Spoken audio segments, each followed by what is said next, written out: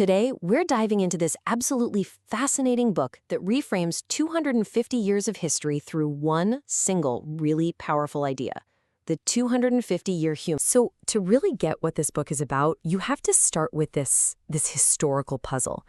You've got two brothers, right? Imam Hassan and Imam Hussein. Both are these hugely respected leaders, but check this out. Only a decade apart, they do the exact opposite thing when dealing with the government.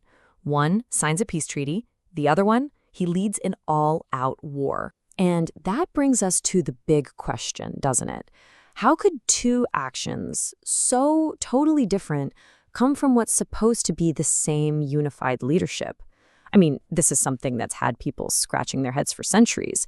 But this book, The 250-Year Human, it offers an answer that's, well, it's pretty bold. Okay, so before we even unpack the concept itself, we really have to talk about where this idea came from. Because this isn't something that was dreamed up in a comfortable study or a library. No, this idea was born out of some serious hardship. The author, Ayatollah Khamenei, talks about how this whole thing came to him back in 1971. And he wasn't just anywhere. He was in solitary confinement, a political prisoner. So imagine that. In that incredible pressure, that total isolation, this whole new way of seeing history just started to click into place for him. And this quote, I think, just says it all. He said these scattered pieces of history materialized as a single luminous path of struggle with a specific, unified goal. It's like all of a sudden, everything that seemed random or contradictory, all these different lives, they just snapped together.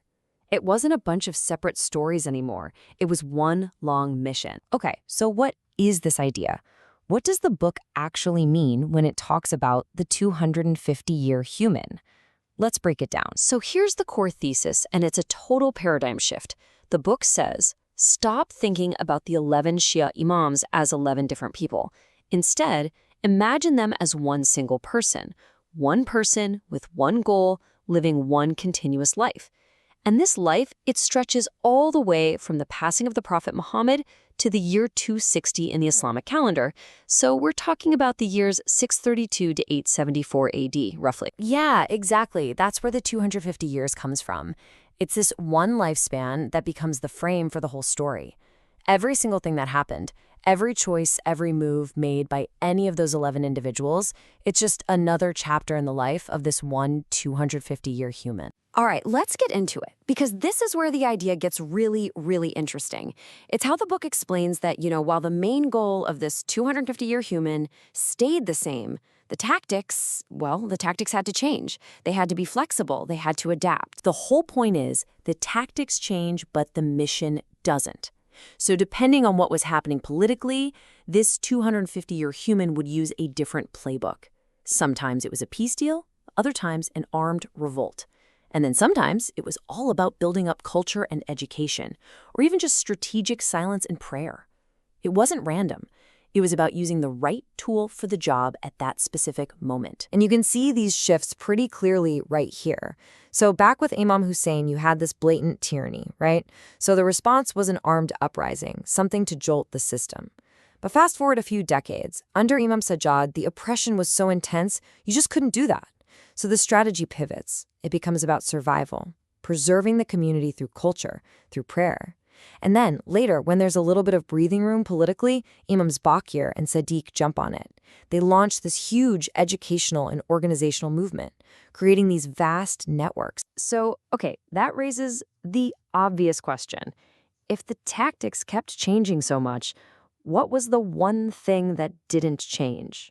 What was the ultimate goal? What was this 250-year-long struggle all about? Well, according to the book, the goal was always the same: to establish a just government, one that was truly based on authentic Islamic principles. That meant fighting to bring back the core ideas of the faith, pushing for social justice, fighting corruption, and in the end, preparing the world for the era of the final successor, the Mahdi. So really, what this book is doing, it's more than just a history lesson.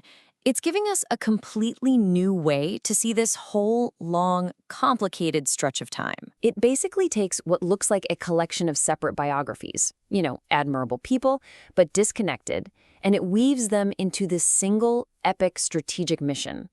The history stops being just a series of saintly lives and becomes something more like a playbook, a how-to guide for a long-term strategic fight for an ideal. And that really brings us back to the central question the book leaves you with. It's not just about rethinking this one piece of history. It's about rethinking what it means to be part of any long-term movement or cause. So I'll leave you with this.